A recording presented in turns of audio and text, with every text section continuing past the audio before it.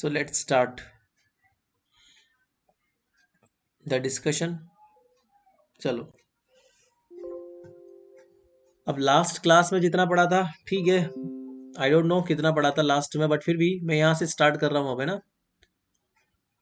Actually हम लोग क्या डेरिवेशन कर रहे हैं, और डेरिवेशन में हम लोगों ने इतना निकाल लिया था जहाँ तक मुझे पता है, d phi upon d t is equal to omega c by two and one minus A square upon r square. मैं फिर से रिवाइंड करा दूं, ए क्या है, कैथोड की रेडियस है, और बी क्या है, एनोड की रेडियस है। ऐसा बनाया था हमने magnetron, this is the magnetron, ठीक है ना। अब इसमें मैंने आपको एक चीज और समझाई थी, मैग्नेटिक फील्ड जो होता है ना वो कोई काम नहीं करता। Magnetic field do not do any work. तो इसके बाद से लिखो, magnetic field do not do any work. ये एक थियोरी आप लोगों ने इलेक्ट्रोस्टेट के अंदर भी पढ़ी होगी कि मैग्नेटिक फील्ड कोई काम नहीं करता, ठीक है। तो जो भी काम करता है वो इलेक्ट्रिक फील्ड करता है। तो जो इलेक्ट्रॉन को काइनेटिक एनर्जी देने का काम कर रहा है वो भी इलेक्ट्रिक फील्ड कर रहा है। So kinetic energy of the electron, kinetic energy of the electron वो हाफ एम वी स्क्वायर होती है। ये कौन प्रोवाइड करेगा, इलेक्ट्रिक फील्ड प्रोवाइड करेगा जो वोल्टेज के थ्रू जा रहा है। इसका मतलब इस तरह से ये प्रोवाइड होगा, ठीक है। तो यहां से अगर मैं वेलोसिटी निकालना चाहूं तो वेलोसिटी क्या हो जाएगी मेरे पास, 2 e v not upon m के इक्वल हो जाएगी वेलोसिटी। अगर मैं स्फेरिकल सिस्टम में बात करता हूं तो स्फेरिकल सिस्टम वेलोसिटी क्या होती है, ये इस सॉरी सिलेंड्रिकल सिस्टम में, तो सिलेंड्रिकल में ये होती है, अगर z डायमेंशन कांस्टेंट है तो ये मैंने आपको कल भी समझाया था कैसे होती है। डी जो आप निकालते हैं ना उससे निकलती है। Displacement vector for the cylindrical system क्या होता है, डी आर के plus r d theta theta के प्लस डी जेड के। अगर जेड कांस्टेंट है तो ये कोई काम नहीं करता, केवल ये दो ही सिस्टम काम करते हैं, डी आर और आर डी थीटा, इनसे ही हमारा काम चलता है बेसिकली।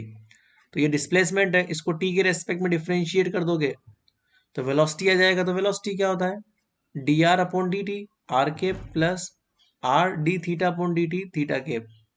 तो इससे हमारा काम चल जाता है बेसिकली, ठीक है। तो यहाँ पर हमारे पास जब हम आगे बात करते हैं तो ये वी स्क्वायर लिखना पड़ता है हमें। फिर हम लोग क्या करते हैं, अगर हम बात करते हैं सेकेंड सरफेस बी की बात करते हैं, सो मतलब एनोड रेडियस की बात करते हैं, so if b is the radius of the anode, b is the radius of the anode, तो वहां की बात करो आप लोग, तो एनोड पे क्या हो जाएगा, so at r is equal to b, जब r is equal to b पे देखेंगे तो वहां पर voltage v is equal to v naught है ही सही। तो वहां पर उसका रेडियल वेलोसिटी जो होगा वो जीरो हो जाएगा, क्योंकि पार्टिकल उससे दूर तो जाएगा नहीं, भाग के जाएगा नहीं। बी सरफेस को तो पार्टिकल क्रॉस करेगा भी नहीं बिल्कुल भी, है ना। तो D r upon d T जो है वो जीरो हो जाएगा, ठीक है। तो यहाँ पर हम क्या करेंगे, जब v is equal to v nought put करेंगे तो ये मेरे पास वोल्टेज जब कितना हो जाएगा, two e v nought upon m होगा। तो उस स्थिति में d r upon d t zero हो जाएगा, और आर की जगह मैं बी पुट कर दूंगा, तो ये सिंपली क्या हो जाएगा, d phi upon d t. So d phi upon d t का ये होल स्क्वायर भी यहाँ पे काम करेगा। नाउ अब इसके बाद मैं इसी वैल्यू को अगर मैं पुट करना चाहूँ यहाँ पे इस वाली इक्वेशन में, मैं एक्चुअली नाम भूल गया इक्वेशंस के, तो मैं इसको एक नाम दे रहा हूँ, बट मुझे पता नहीं है कौन सी इक्वेशन है तुम्हारी जो चल रही है वो लिख देना, बाकी ये दो नाम देता हूँ। तो मैं क्या करने वाला हूँ, इक्वेशन नंबर 2 और 1 को अगर मैं कंबाइंड करना चाहूँ तो, या फिर at r is equal to b equation 1 becomes, तो इक्वेशन 1 की बात अगर मैं करूं तो r is equal to b put कर दूंगा वहां पे, तो d phi upon d t कितना हो जाएगा मेरे लिए, ओमेगा सी बाई टू और 1 - a square upon b square, equation number 3। अब कंबाइंड कर दो इसको, 2 और 3 को। सो इस 3 से वैल्यू आप 2 में पुट कर दो, तो ये कितना हो जाएगा, 2e v0 अपॉन m, और ये बी स्क्वायर था ही सही, स्क्वायर में लिखना है तो ओमेगा स्क्वायर अपॉन 4, और ये हो जाएगा बी स्क्वायर माइनस ए स्क्वायर का होल स्क्वायर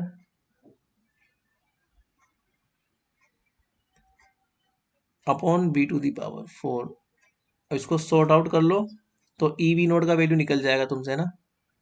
इसको पूरा सोल्व कर लेना, तो मुझे क्या चाहिए, ई वी नोट चाहिए। तो ई वी नोट का वैल्यू कितना हो जाएगा मेरे पास, ओमेगा सी का whole square multiply with the m and B square minus A square to the whole square upon 8b square.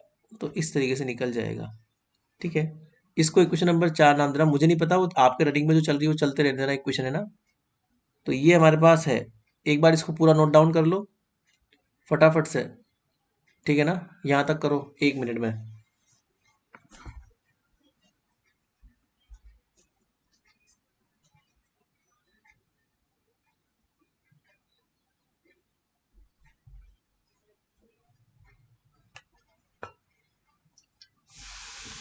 अब इसके बाद देखो, अब थोड़ा अगला टारगेट हमारा क्या है,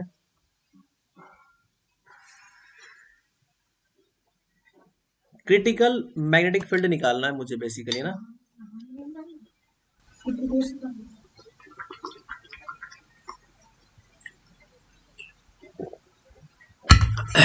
दूसरी क्लास ले रहा है तो पानी ढक के रखना।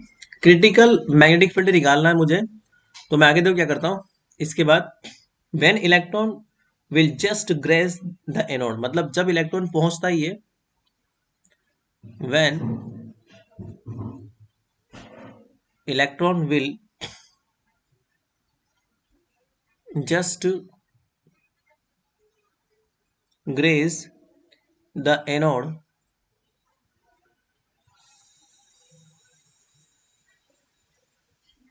and return towards the cathode and returns towards the cathode. इसका मतलब समझे, इलेक्ट्रॉन जो है जस्ट एनोड पर पहुंचा और फिर लौट के कैथोड पे आ गया, इसकी बात कर रहा हूं मैं। क्योंकि वो एनोड से बाहर तो जाएगा नहीं, क्योंकि उसका सरहद, उसकी जो हद है ना, वो एनोड तक ही है बस। So and return towards the cathode depends on relative magnitude,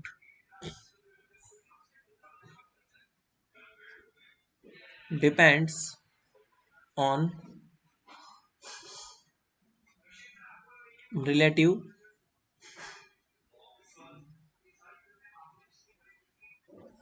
magnitude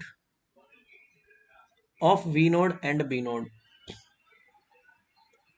of V node and V node, the Hull cutoff magnetic field। ये तुम याद रखना, इसे क्या बोलता है, इस तरह से अगर ये काम करता है ना तो हल बोलता है। ये हल ने इसकी खोज की थी, ठीक है ना। तो द हल cut off magnetic field, magnetic, ये जो है ना, मैग्नेट्रॉन के लिए बात की गई थी, इसके लिए। तो Hull cut off magnetic field मतलब कि ये वो मैग्नेटिक फील्ड की वैल्यू है, हद से हद, जिसमें आप इलेक्ट्रॉन को एनोड से मोड़कर कैथोड तक लेके आते हो, इतना मैग्नेटिक फील्ड आपको लगाना है। ऑब्वियस सी बात है, मैग्नेटिक फील्ड तो वैसे भी लगा ही रहे हो आप, बट पहले आप लोगों ने जो है थोड़ा लगाया ज़्यादा, तो वो यहीं से लौट के आ गया। फिर और ज़्यादा लगाया तो ये, आप लोगों ने सबसे कम वैल्यू है मैग्नेटिक फील्ड की, मिनिमम मैग्नेटिक फील्ड जो एनोड से बैक करके और कैथोड पर इलेक्ट्रॉन को ले आए, उसे बोलते हैं हल cut off magnetic field. Is it, हल कट ऑफ मैग्नेटिक फील्ड क्या होता है, जब आपका जो है इलेक्ट्रॉन है वो एनोड से टर्न बैक लेके और कैथोड पर आ गया। अगर इससे कम आपने मैग्नेटिक फील्ड लगाया तो आपका इलेक्ट्रॉन एनोड को क्रॉस करके चला जाएगा और फिर वो वापस नहीं आएगा एनोड कैथोड पे। ये कोई काम का नहीं है। समझ में आ रहा है मेरी बात क्या है? मैं वापस इधर समझा रहा हूँ तुम लोगों को। इधर आ जाओ, तुम्हें हल कट ऑफ समझा दूं मैं। ये तुम्हारे पास कैथोड है, ये तुम्हारे पास एनोड है। तुम्हारा मेन पर्पस मैग्नेटिक फील्ड का क्या है कि कैथोड से इलेक्ट्रॉन निकला और उसे एनोड पर लेके आना है घुमा फिरा के मैग्नेट्रॉन में, ठीक है ना।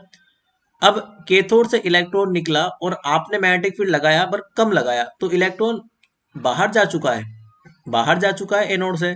तो ये मेरे कोई काम का नहीं है। अगर आपने मैग्नेटिक फील्ड लगाया भी तो कोई काम का नहीं, बिकॉज वो मैग्नेट्रॉन को क्रॉस कर चुका है, वापस वो एनोड पे नहीं आएगा। आप मिनिमम से मिनिमम इतना तो लगाइए कि वो एनोड को टच करके और यहां तक आ जाए। ये मिनिमम है, इससे कम नहीं लगा सकते। इससे कम लगाओगे मैग्नेटिक फील्ड तो वो बाहर चला जाएगा। हाँ, अगर इससे ज्यादा लगाते हो तो फिर भी वो इसके अंदर से ही लौट के आ जाएगा, वो कोई इशू नहीं है। बट अगर आपने क्रिटिकल मैग्नेटिक फील्ड से, ये क्रिटिकल कहलाता है, इससे अगर कम लगाया तो फिर वो बाहर चला जाएगा। तो ये क्रिटिकल जो है वो ये वाला है, जब वो जस्ट एनोड को टच करके और कैथोड पे आ रहा है, तो ये वाली वैल्यू है। तो ये जो है वो हल कट ऑफ कहलाता है। तो ये देखो मैं तुम्हें बता दूं आता कहाँ से, बहुत सिंपल है। जैसे m v square upon r, ये वाली उसके सेंट्रीफ्यूगल फोर्स काम करता है, तो ये मैग्नेटिक फील्ड एनर्जी के बराबर काम करता है। तो इससे भी निकाल सकते हो आप लोग चाहो तो। वी से वी कट जाएगा तो v upon r is equal to q b upon m होता है। V upon r angular momentum, sorry angular velocity कहलाती है या फिर फ्रीक्वेंसी कहलाती है। तो हम लोग जब कट ऑफ फ्रीक्वेंसी की बात करते हैं तो वो charge multiply with the cut off magnetic field upon mass of the electron, इसकी बात करते हैं। हाँ, तो अब आप जाओ तो वैल्यूज पुट कर सकते हो, ऐसा कोई इशू नहीं है।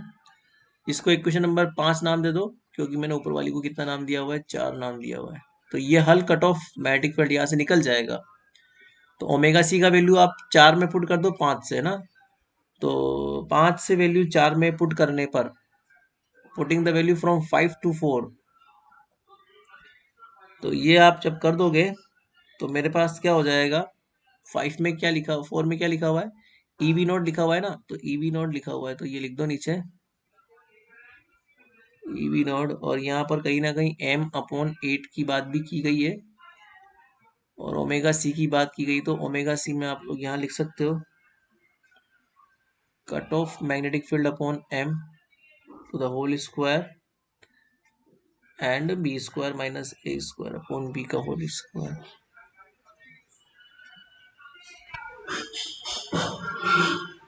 ठीक है, अब इसको सॉर्ट आउट कर लो। ठीक है, तो यहां से कितना निकल जाएगा, बी ओ सी निकाल लो, कट ऑफ मैग्नेटिक फील्ड निकाल लो। After solving this, so 8m v not upon m, sorry E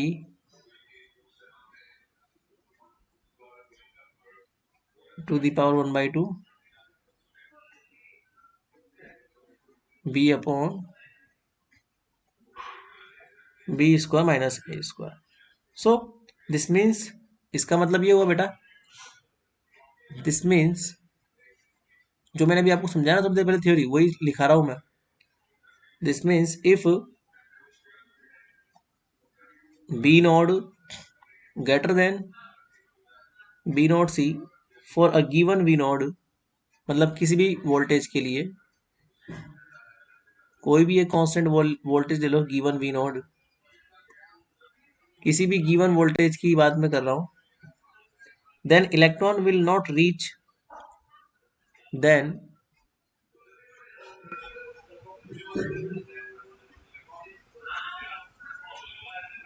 will not reach at anode. समझ में आ गया? वो एनोड पर जाए बिना ही वापस लौट के आ जाएगा। जैसे ये आपका कैथोड है, ये आपका एनोड है, तो इलेक्ट्रॉन अगर बी नोट सी के बराबर मैग्नेटिक फील्ड लगाया तो वो टच करके आ जाएगा। बट बी नोट सी से जैसे आपने ज्यादा किया तो बिना एनोड को टच करे वो वापस लौट के आ जाएगा। और अगर बी नोट सी से आपने कम किया तो फिर वो मैग्नेट्रॉन से बाहर निकल जाएगा। ये वाली बात है बस, at anode. So the cut off voltage is given by, इसी फॉर्मूले से आप कट ऑफ वोल्टेज निकाल सकते हो. So the so the cutoff so the cutoff voltage is given by, okay क्या दिया होगा cut off voltage v naught c a, इसी फॉर्मूले से निकालना है आपको. बी स्क्वायर,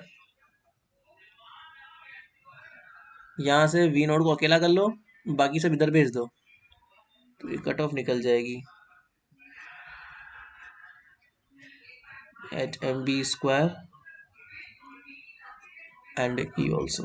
ठीक है, दिस मीन्स, इसका मतलब ये हुआ, दिस मीन्स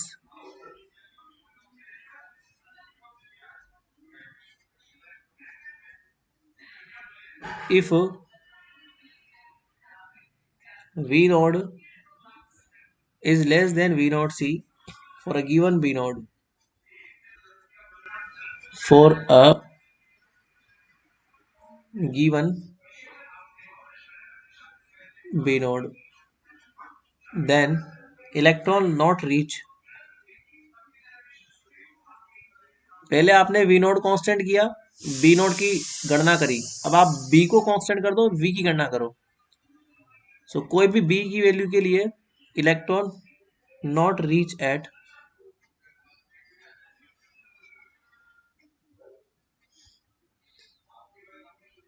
द एनोड.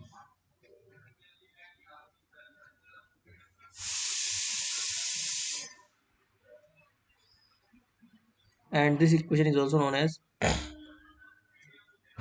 ये आपसे पूछता है एग्जाम में, अंडरलाइन कर लेना. एंड दिस इक्वेशन इज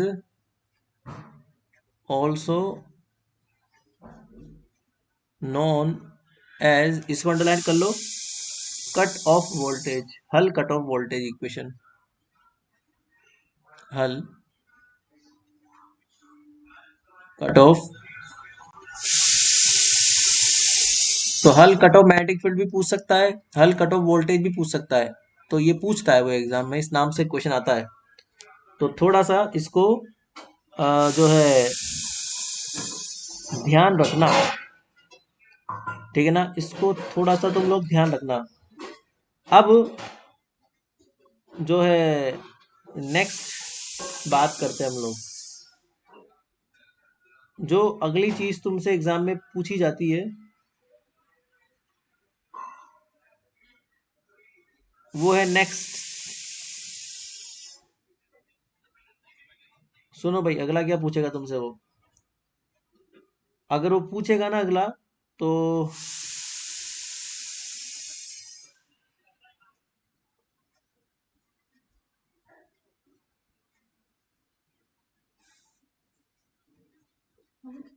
वो है हार्टली कंडीशन. ठीक है ना, वो है हार्टली कंडीशन बेसिकली. ठीक है ना, the next thing is that Hartree condition.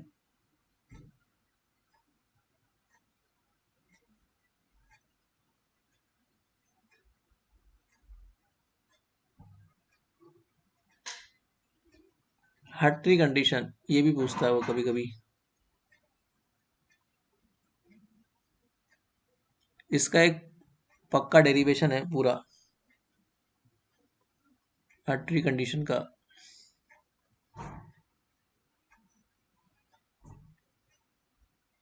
Hartree condition, और ये भी कभी कभी बहुत इंपॉर्टेंट होता है, मतलब पूछता है ये. वो हार्टली कंडीशन मैग्नेट्रॉन का ही एक पार्ट है. हार्टली कंडीशन क्या होता है ये,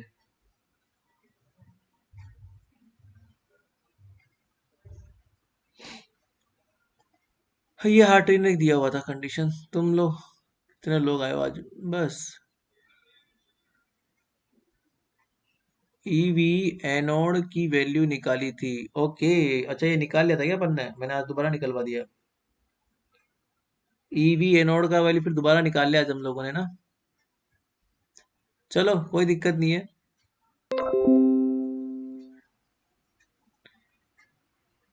हार्ट्री कंडीशन क्या होती है सुनो। द हल कट ऑफ कंडीशन, इसको आगे देखो करते हैं हम लोग। द हल cut of condition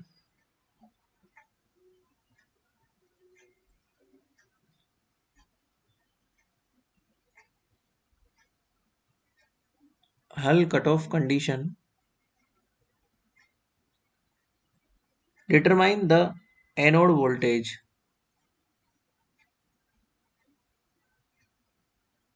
determine the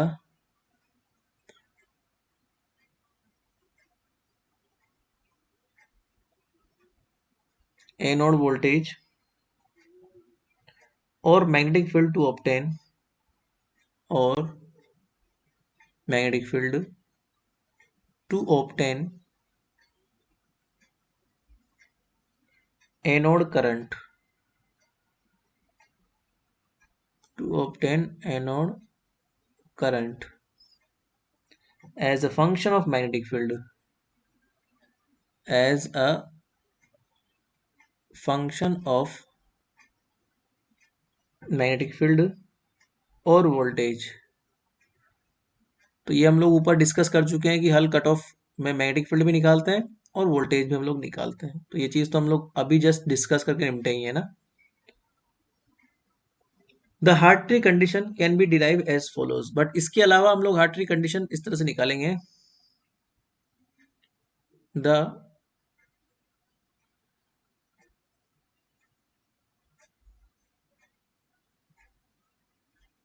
Hartree condition can be derive as follows. तो इस तरह से हम लोग हार्ट्री कंडीशन भी निकाल सकते हैं। लेट अस कंसिडर,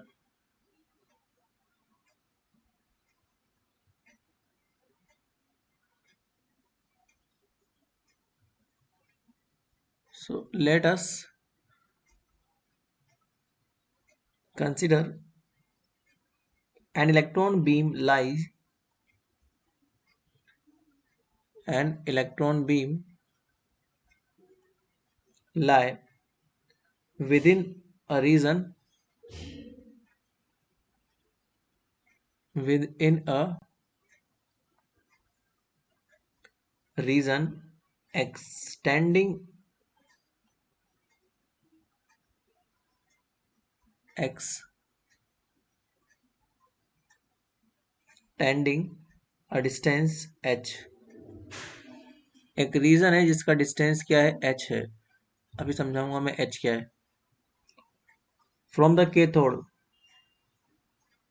कैथोड से, from the cathode,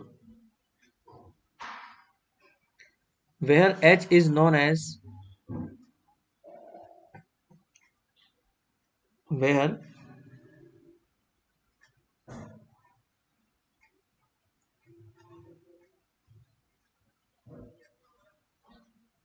h is spacing between, ये स्पेसिंग है,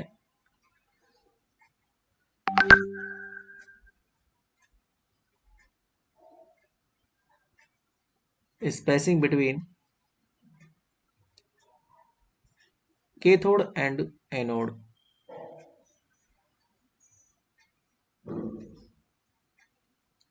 Sorry, h is known as hull distance, hull thickness, where h is known as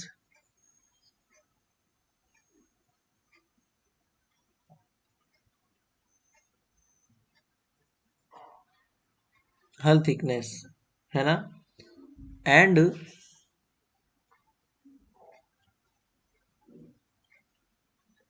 spacing between cathode and anode,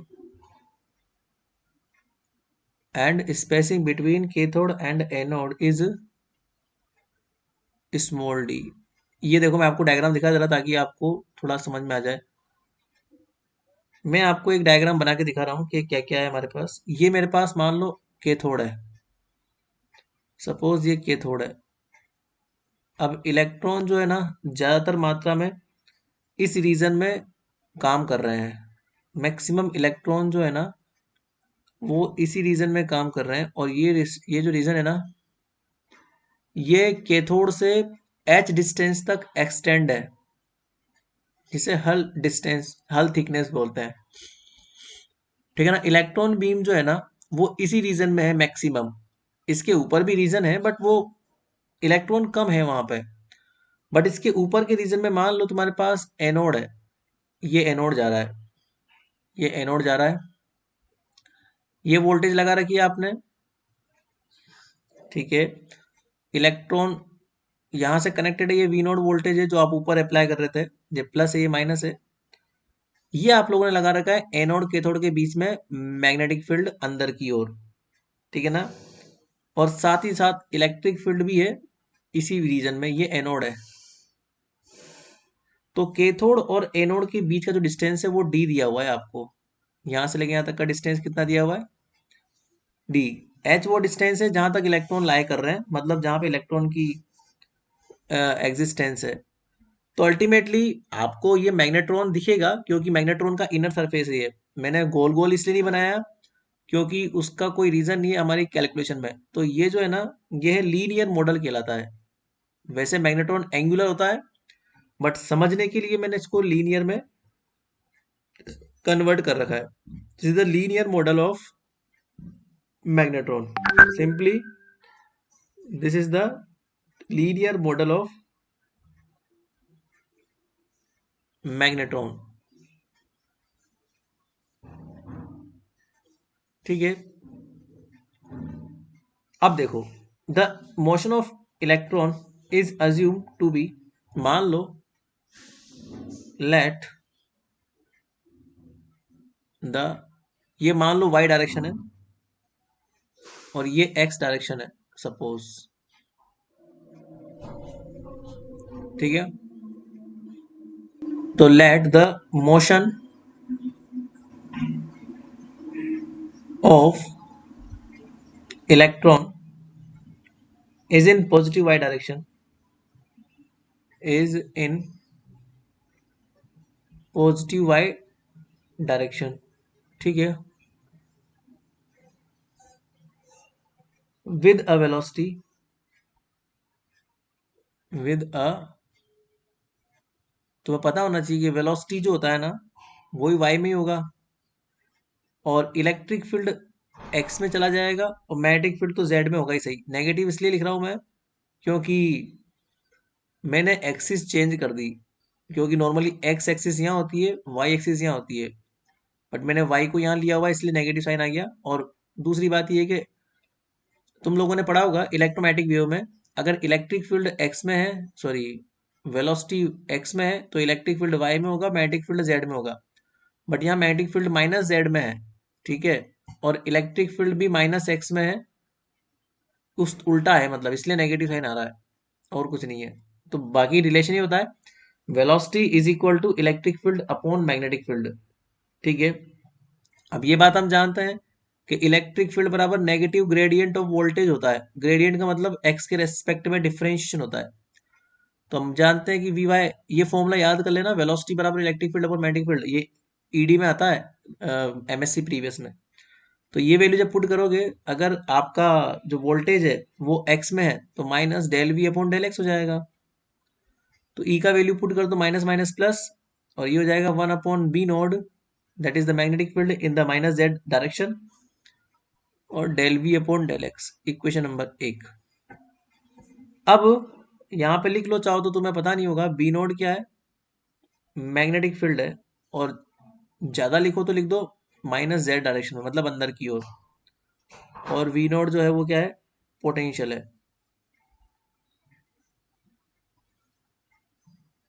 ठीक है ना। यहां से starting करेंगे हम डेरिवेशन की। अब इसका डेरिवेशन बहुत थोड़ा सा लंबा सा है, तो ये आज तो नहीं कर पाऊंगा मैं, ये मैं कल करूंगा तुम्हारे लिए। इसको यहीं पे होल्ड करो, हार्ट रेट कंडीशन कल हम करेंगे, ये 5 नंबर का अलग से सवाल आता तुम्हारे। ठीक है। तो इसको यहीं पे विराम दूंगा मैं।